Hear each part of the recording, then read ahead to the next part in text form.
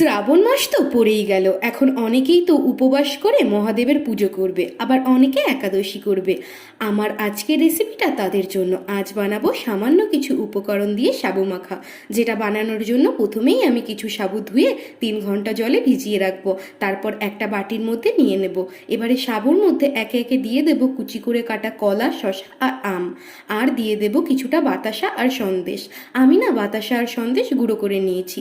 তারপর দিয়ে দেব অনেকটা দুধ। এবার এই সমস্তটাকে ভালো করে মিশিয়ে নেব। আমাকে একজন বোন কমেন্ট করেছে, দিদিভাই আমি অনেক দিন থেকে ভাবছিলাম ম্যাগি পকোড়া বানাবো।